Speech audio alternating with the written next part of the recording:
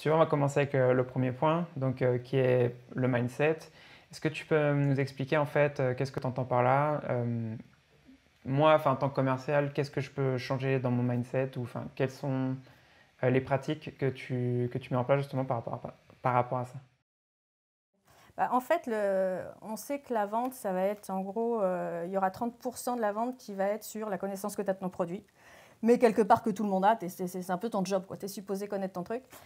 Et tu as 70% qui va être une partie qui est un petit peu plus invisible et qui est vraiment ce qui se passe dans la tête du vendeur et ce à quoi il pense, ses croyances, ses peurs, comment il sent. Et du coup, c'est sur cette partie-là que les neurosciences permettent de vraiment travailler, par exemple, tu vois. Parce qu'on a tous des... Enfin, je sais pas, toi et moi, on s'est tous trouvés, par exemple, avant une grosse réunion, un truc où il faut absolument que tu vendes ton truc, tu as une méga pression et tout d'un coup, ton cerveau il réagit plus, tu es en panique, tu te dis merde. Et voilà. Et c'est quelle technique tu peux utiliser pour justement prendre un peu de recul, respirer, te projeter, visualiser un peu, ok, mais s'il n'y a pas de souci, ça va bien se passer, pour que ta prestation, quelque part, soit la meilleure possible, quoi.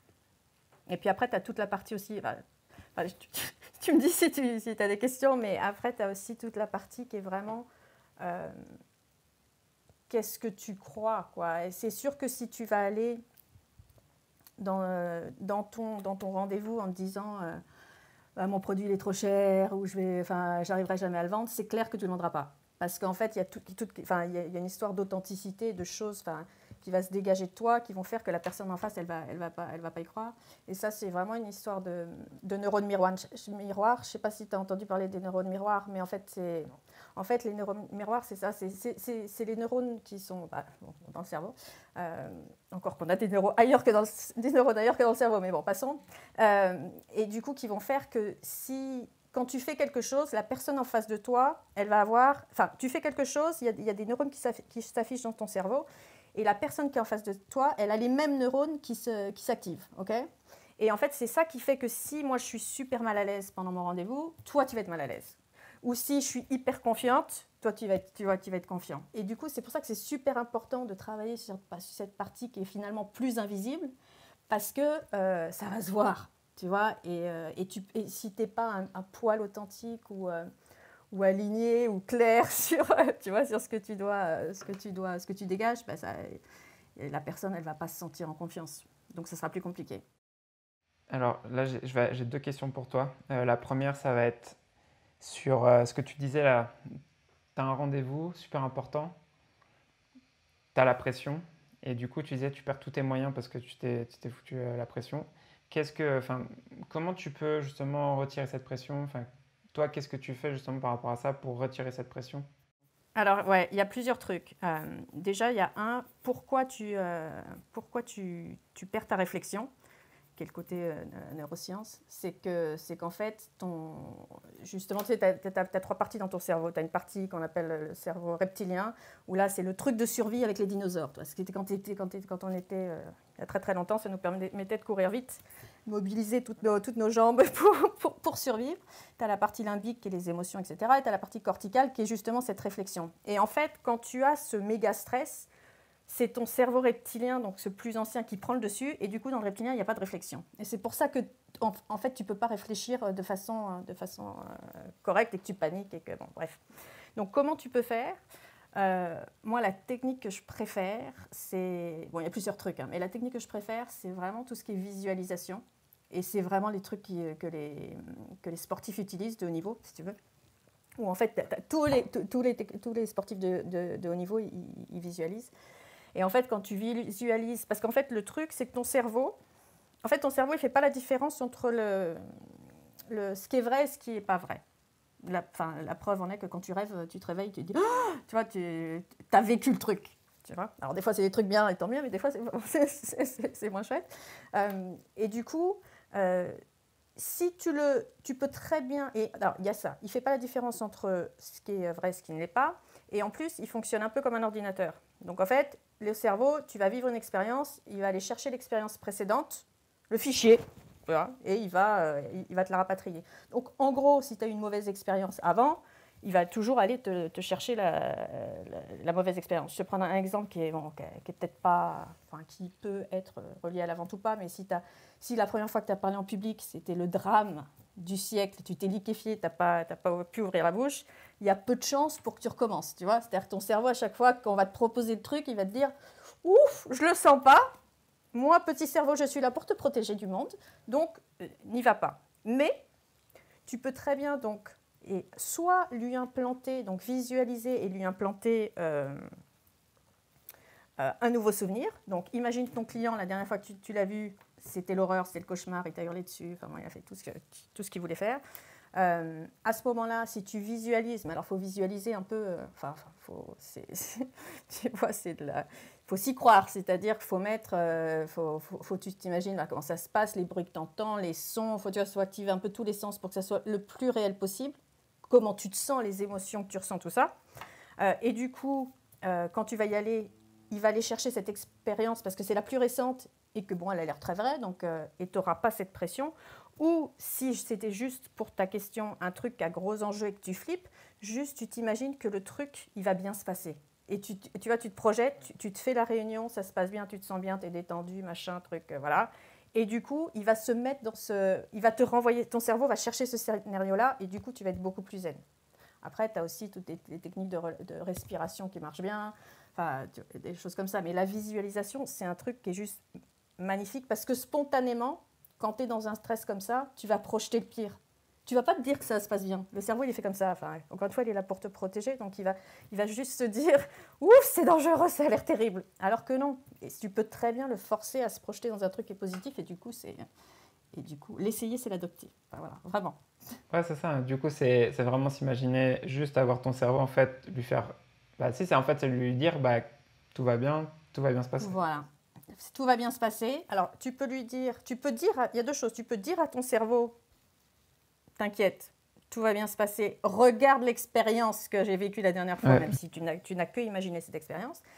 Et tu peux aussi travailler sur ta posture, parce que ton corps va aussi, lui, envoyer un message à ton cerveau qui va lui dire t'inquiète pas, ça va bien se passer. Donc, en fait, si tu as des postures, tu sais un peu ce qu'ils appellent power pose, tu vois, genre tu ouvres la poitrine. Si tu es comme ça, le corps, il envoie au cerveau, parce que finalement, tout ça, ça marche ensemble. Ouh là là, il y a peur, attention, il y a danger, j'ai pas envie. Ouais. Si tu as les épaules en arrière, la tête, le menton relevé, que tu souris, déjà, même si juste tu souris, tu te rends compte que c'est pas la même énergie qui fonctionne, tu vois, qui passe dans ton corps. Donc voilà, il y a le côté visualisation qui est important pour moi, et il y a le côté aussi travailler sur la posture qui te renvoie tout de suite un message différent à ton cerveau qui sinon va se projeter dans des trucs un peu. Pour la visualisation, tu vois, moi je fais pas de rendez-vous parce que je fais pas encore dans la partie du process, je fais pas les rendez-vous. Mais en tout cas, je sais que ça va me servir pour tout ce qui est les call calls, parce que pour moi, les call calls, c'est vraiment, même si ça fait 2-3 ans que je fais des appels, c'est toujours un. Je sais pas, pour moi, il y a une peur. C'est pas mon moyen de prospection le plus efficace. Donc, juste parce que je sais que j'en ai peur, bah, du coup, en fait, ça se passe pas forcément bien. Mais là, en fait, je pense que ça me servira pas mal. Et tout le monde a ça. Et justement, par rapport à cette. Au fait si tu crois déjà, ta croyance que tu n'aimes pas ça et que tu n'acceptes pas cette peur et machin, tu renforces encore plus le truc où le cerveau se dit merde, non, j'ai pas envie. Si tu te dis, ok, c'est bon, j'ai peur, mais bon, voilà, c'est bien, c'est normal, je vais l'appeler et ça va bien se passer, la personne, elle va être hyper sympa au bout du fil. Toi, du coup, tu es vachement plus détendu et ça passe forcément mieux. Tu vois, que si tu vas déjà à reculons. Il y a aussi un truc, alors, je sors un peu du cadre, mais, et tu m'arrêtes si ça prend trop de temps. Dis-moi. Il y a aussi un truc qui est super important, c'est l'intention que tu mets. En fait, si ton intention avant ton call est te dire, ouais, bah, j'ai envie de découvrir la personne, j'ai envie de comprendre son besoin, j'ai envie d'en savoir plus sur elle, ça ne se passera pas de la même façon que si tu dis « j'ai envie de lui vendre un truc » ou « j'ai envie que ça se finisse le plus rapidement possible ». parce que cette intention, c'est ce qui va précéder tout ce que ton corps va faire, si tu veux. Donc, penser aussi à l'intention, c'est aussi, c'est aussi un conseil qui est sympa, je trouve, enfin, une astuce. Je l'avais entendu, ça, celui-ci, de l'intention, en gros, un cold call, tu es là pour aider à ton prospect. Enfin, tu n'es pas là pour... si tu penses que ton seul objectif dans ton appel, c'est prendre le meeting, justement, tu n'es pas là avec la bonne intention parce que tu n'es pas réaliste si tu penses que tous les appels que tu vas faire, tu vas booker un meeting. Parce que déjà, c'est pas vrai. Mais comme tu disais, en fait, ton intention, tu es là pour aider et tu es vraiment là, tu n'es pas là pour juste booker un meeting. Donc, Non, tu es vraiment là pour échanger, pour comprendre, pour aider. Et du coup, ça change ton intention, ça change ton comportement, ça change toute la dynamique du call. Et du coup, tu as moins peur, et du coup, il y a moins d'enjeux, et du coup, tout se passe beaucoup mieux. Et après, l'intention, c'est aussi super. Alors, pas dans le cold call, mais quand tu es face à face avec un client, parce que c'est ce qui va... l'intention, c'est ce qui va... j'ai pas le mot... tu vois, c'est ce qui va générer tout ce qui est non-verbal. En fait, je crois que c'est 7% qui est verbal dans la communication. Tout le reste, c'est du non-verbal. Et tout ça, ça vient de quoi? Ça vient de l'intention. Donc, si tu te mets juste avant, OK, mon intention, c'est ça, ça va tout de suite, tu vas pas dégager la même chose. C'est exactement ça. Et du coup, là, on a commencé un peu à en parler, justement. Tu m'avais parlé au niveau des croyances, du coup. Comment tu fais, comme ce qu'on me disait, pour aider par rapport à ça, en fait? Là, par exemple, tu dis, si tu penses que tu n'es pas bon en cold call, qu'est-ce que tu peux faire pour changer ça? Alors là, il y a plein de trucs qu'on peut faire. Le truc qui est peut-être le plus... Bon, tu peux... mon conseil, prends un coach qui va t'aider. Mais sinon, il y a un petit exercice qui est sympa à faire, qui est que tu vas écrire ta croyance. Genre, je suis nul en machin, tu vois. Je suis nul en vente, je suis nul en prospection. Et tu vas te poser la question. C'est important de l'écrire, par contre, tu vois, avec un papier, un crayon, parce qu'il faut qu'il y ait du mouvement. Il faut que toutes les parties du cerveau s'activent. Et tu vas te poser la question, OK, qu'est-ce que je peux modifier dans cette phrase pour qu'elle soit un peu plus aidante, tu vois, qu'elle m'aide un peu plus. Donc, tu vois, ça va peut-être être, je ne sais pas, je suis nulle en cold call quand je n'ai pas suffisamment fait de recherche. Enfin, tu vois, de faire des trucs. Et tu vas te dire, OK, en quoi tu vas donner une note sur cette croyance et en quoi elle est limitante, si tu veux. Est-ce que entre 0 et 10, c'est hyper limitant, genre c'est le truc qui te pollue, tu penses que c'est 10 sur 10, ou est-ce que c'est 6, 7? Et le but du jeu, ça va être de transformer ta phrase à chaque fois en changeant un seul truc, ou deux mots, ou en rajoutant un truc. Faut que ça soit très progressif, parce que le cerveau, en fait, on dit, tu passes pas de l'erreur à la vérité. C'est-à-dire que le cerveau, si pendant 20 ans, tu lui as dit, je suis nul en vente, et qu'un jour, tu te dis, mais attention, je suis le meilleur. Il va se dire, écoute, t'es gentil, mais non. Te fous pas de ma gueule. Ouais, te fous pas de ma gueule.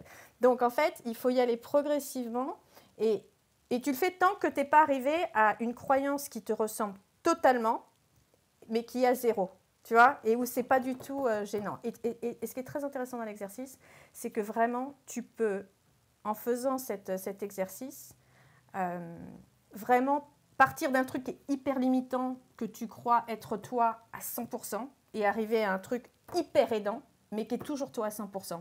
Donc en fait, c'est là-dessus qu'après, tu n'as plus cette croyance limitante. Bon, après, il y a un petit truc qui est un peu pénible, mais c'est la vie, il faut l'écrire 100 fois, avec sa petite main et son petit crayon. Parce que justement, on a, comme tu t'es dit pendant super longtemps, je suis nulle en ça, ou je ne sais pas faire, ou machin, il faut quand même le réimprimer. Donc ça, c'est le premier exercice de base. Après, il y a d'autres trucs un peu plus sophistiqués, mais bon, ça se fait plus en coaching ou quoi. Mais ouais. Je pourrais t'envoyer, si tu veux, peut-être, je ne sais pas si tu peux mettre des exemples, mais un exemple, tu sais, comme ça, pour bien se rendre compte de comment tu fais évoluer la phrase. Si tu pourras me les envoyer, je pourrais les mettre dans la description de l'épisode pour que les gens puissent... Ah nickel, ouais, comme ça donne un vrai exemple, et ça, c'est hyper puissant. Et Alors, ça ne va pas forcément... alors, dans le meilleur des cas, ça va dégager ta croyance qui est limitante. Mais sinon, très souvent, ce que ça fait, c'est qu'elle va quand même venir, parce qu'elle tu vois, elle veut y arriver, mais en fait, ça ne va pas te poser problème. Elle va arriver, tu vas la voir et tu vas la dégager. Enfin, tu vois, tu vas pouvoir passer à autre chose super rapidement. Parce que toutes ces croyances, en fait, et ça, c'est le point neurosciences, mais c'est de dire qu'en fait, il y a 80% des choses que tu crois qui ne sont pas de toi. Enfin, c'est-à-dire, c'est un truc qu'on t'a implanté un jour dans ta tête, que quelqu'un a dit, et tu t'es dit, ah ouais, bah, moi, je suis comme ça. Alors que pas du tout. Donc voilà. Et je t'enverrai le détail, ou on pourra le faire ensemble si tu veux. Enfin, mais, voilà.